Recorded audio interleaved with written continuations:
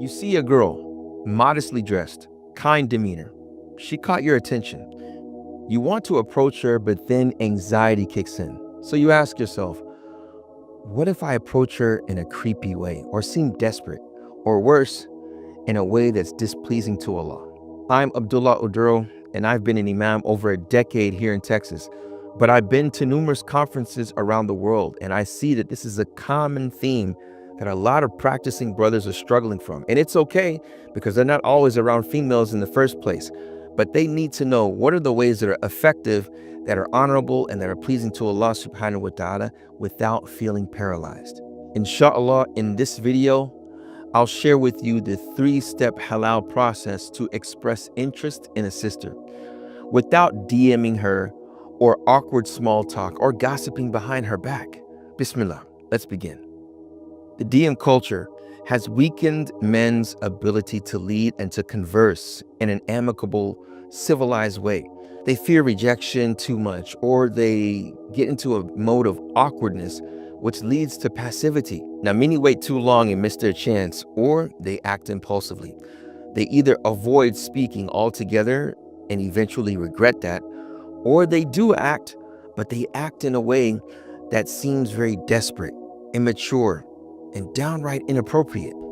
All right, the 3-step halal process to express interest in a sister or to approach the sister. What we're going to do is we're going to mention the 3 P's. It's broken down into 3 P's, but each one of these, I'm going to create certain scenarios, inshallah, to make sure that we get the full benefit. The first P is permission. You seek permission in order to speak to her, or to speak to someone that she knows, or to speak to her guardian. And those are the 3 typical scenarios, and I'll even say tiers. So the best situation is to speak directly to the wali. You're at a conference, you know him in the masjid, you know who he is. To go directly to the wali and to seek his permission. So it would be as follows. Assalamu alaikum wa rahmatullahi wa barakatuh. Brother Muhammad, my name is Abdullah Oduro, and I was wondering if I could get an opportunity to speak to you about something rather important. If there's a way that we could make a date and meet at the coffee shop, or can I see you after Salat al-Isha on Thursday at your masjid of choice, wherever you live?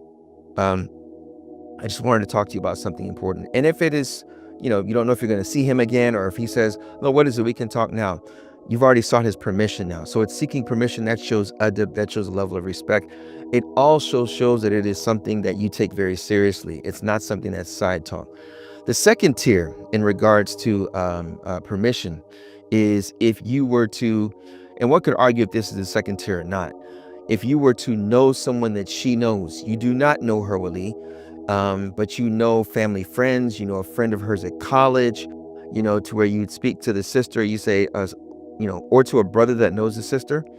If the sister's married, you say to the brother, Assalamu alaikum, brother. I want her to get an opportunity to speak to the sister that's in the MSA with you all. You're in the MSA as well, but, can you ask her, I would like to meet her wali. I'd like to get to know her, inshallah.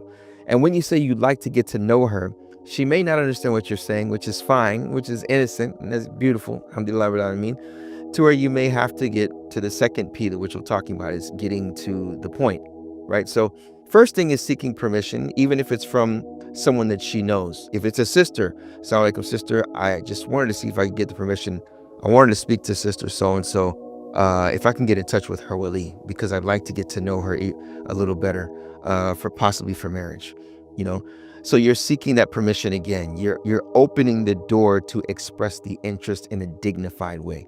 Permission may be too strong of a word, but it's showing that you are expressing interest in an honorable way, dignified way. Now, if it's her herself, you see her at a conference, you don't know who she is, you've seen her for a couple of lectures, you've seen the way she carries herself, the friends that she's around, you don't know, this is not your state, You say, Assalamu alaikum, sister, do you mind if I speak to you for 5 minutes? You mind if I speak to you? You have a couple of minutes, I can speak to you. You keep your distance. You don't maintain eye contact and stare in her face. That's where it gets creepy and borderline haram. But it's more of, Assalamu alaikum, sister, I was wondering if I could just speak for you for 2 minutes, inshallah. Permission. So that's the first P with each one of these scenarios. The second P is to the point. You get to the point. You keep it brief and get to the point. What exactly do you want? Don't mean to sound so abrupt like that, but this is, subhanAllah, you will find that, when the scholars talk about this, it's very similar to al-buyur. It's very similar to commerce. The sister is not a commodity, but it's showing it's a serious matter that should not be taken lightly. Meaning, in this particular aspect of intersexual dynamics and the fitrah and male and female interaction, when it gets too social, it opens the door to emotional. More social, more emotional. And we don't want that, especially if there is no obligation on the man's side to be someone that shows a level of commitment. So when he gets the permission from the wali, for example, he meets the wali. Yes, I know you've seen me in the masjid for a while, but I just wanted to express my interest in the opportunity to marry your daughter. I'd like to entertain and see if that's a possibility, Sheikh. I'd like to, to meet the families and, for you to meet my family, inshallah, because I would like to marry her, right? You're getting straight to the point. Not to say there's no small talk. As soon as you sit down in the coffee, it's the table, I want to marry your daughter. No, nothing like that, but you talk to him, kif halakum, if y'all know each other, make a joke here and there. I know you haven't seen me for Isha for a while, I've been gone, or whatever the case may be. But you say, I came here to speak to you about marriage to your daughter. I'm very interested in getting to know her better and getting to know the family. I would recommend, if it's the father, if it's the wali, getting to know her and the family. You express the respect for the family. And this is what I talked about before, that the man, when he marries, you should know that you are marrying into a family. And don't take that lightly. When the wali hears that, when the older brother hears that, whoever is her guardian hears that, he sees that you're looking at a much bigger picture, and it's not just about taking her away from the family element. This is important, getting to the point. If you know someone that she knows, like I mentioned, it's in the MSA or whatever the case may be, it's at work, it's at whatever it is, you tell that person, yes, after you seek permission, can you ask her if I can speak to her wali? They may already understand what that means, right? And if they don't, say, I'd like to get to know her a little better, for marriage, right? Getting straight to the point with them to where they'll know exactly what to say. Because she may ask, well, what did he say? Well, he wanted to see if he can get permission to speak to you and your father because he's interested in marriage, right? If it's her herself and you see her herself, this is the third tier. Some would argue the second, right? Assalamu alaikum, sister. How are you? Alhamdulillah. My name is so-and-so. If she already knows who you are, you probably worked with her for a while, worked with her for a while in humanitarian agency or MSA or in the masjid. Can I speak to you for 5 minutes? Yeah, this is kind of awkward. I know it's going to seem kind of awkward, but I'd like to get to know you for marriage. Is there a way that I can get your wali's number and your wali's contact? Listen, brothers, get a grip of yourself. It's going to seem weird. Allah subhanahu wa ta'ala mentions, these righteous sisters as muhsanat ghafilat. And ghafilat, they have no idea. They may not even understand what you're talking about.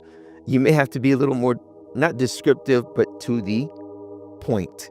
Using the word marriage. It's okay. It's going to seem awkward. She may smirk. She may laugh. Brothers, that's the whole part of life. Taking risk.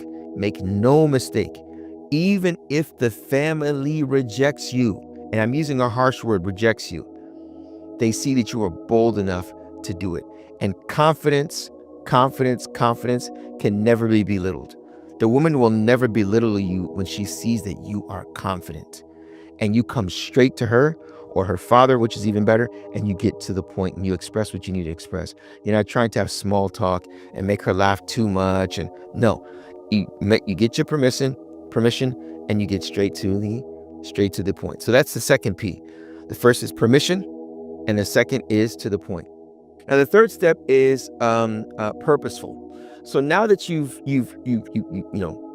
whether you've spoken to the wali at the coffee shop or at the masjid, you got his permission, he sees that you're respectful, it's a serious matter, which shows your intentionality. You get to the point, what you really want, why you want to speak to him. He sees, okay, he wants to marry my daughter, my sister, or my niece, or whatever it is. The friends, they're getting involved in this, her friends that she may know, and now the sister knows, and these people know that you want to marry her. I want to pause for a minute, because it's important that those of you that are watching this and you're not the sister or the brother and you're the friends, to fear Allah subhanahu wa ta'ala.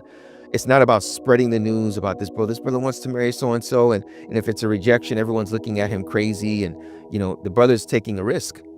He's taking a risk. But alhamdulillah, we say that's a part of being a man. We're not saying you owe him anything, but let's fear Allah to where when he gets to the point, you go straight to her and get to the point. You don't spread it around on social media and stuff like that. And brothers, doing this, know that risk will always be there, but it's okay because you're doing this out of fear of Allah subhanahu wa ta'ala, trying to do the right thing.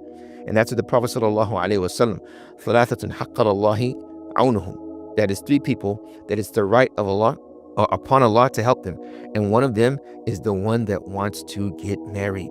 So you taking this pathway, make no mistake, there may be some risk. You may feel, nervous and scared, but going through with it, that's what's important. This is important. So when we're talking about purposeful, making sure it's purposeful, that it has purpose.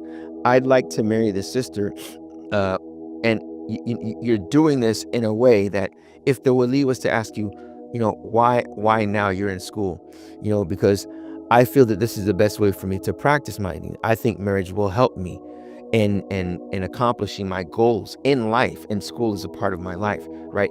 To where when you're speaking, they want you want them to understand that you're doing this to worship Allah subhanahu wa ta'ala. You're doing this to find a person to help make you better, So purposeful here is very, very important. Although you get to the point when that conversation happens between you and the wali, or you and her, why do you want to get married? I want a partner to help me worship Allah subhanahu wa ta'ala, to help make me a better individual, to where I have a good righteous lineage and family. I think expressing family is important in this regard. When you speak to the wali, when you speak to the sister herself, that it's purposeful, that it's something that shows that you want to get married for the right reasons, right? It's not just because she was beautiful. It's not something that's just superficial. No, when you come and speak and want to get married, you're saying, I'm interested in marriage, which shows that you're not fully sold on this either. And that's why I always remind you what my mentor always told me. He said, don't ever go to a family like you are in need of the sister. No, you're bringing something to the table as well. It is a very good unity between you and her that's going to have children and going to help raise and contribute to a society, contribute to a nation. This is why it's so interesting when the scholars talk about zina and adultery, and some of that, particularly Hanafi madhab. If you were to do zina, if there was adultery, they say taghribu aman, that you would be cast out of the community for a year. Because community access is something that is sacred. It is something that is blessed. It is something that is fruitful for the individual and the community. But doing those types of things, if it spreads, it separates the community. So taghribu aman, to be expelled for the year, for a year or even more, shows the importance of community access. So when we're talking about purpose, you want to express the fact that you are intentionally wanting to marry, and you thought about this to where marriage is something that you want to move forward with, to move on to the next stage of your life, and you've thought about it. That's why purpose is so important. So those are the three P's, right? When talking about the steps: permission, to the point, and purposeful. And we mentioned the different tiers. The best of them being, again, brothers, is that you go directly to the wali. You go directly to the wali if you can. And the second is going to people that she knows. And thirdly, going to her. The Prophet sallallahu alaihi wasallam, he would use people to propose to women. So sometimes, when he married Maymuna, he had Abbas, his uncle, propose for him to her. Ramla bint Abi Sufyan was the same thing. There was some say the king proposed for him to her. It was someone that proposed for him. So there's nothing wrong with that. And there's nothing wrong if a sister comes and speaks to you for proposal as well. This was done during the time of the Prophet sallallahu alaihi wasallam, where women proposed to him and offered themselves to him. Also, if the wali comes to you and proposes to you, it's interesting with these 3 P's, right? If he comes and proposes to you for his daughter, right? He's talking to you, probably not seeking permission, right? But you would want to get to the point with him, right? Okay, she wants to get married to me. Why is that? How did you all know about me? Right?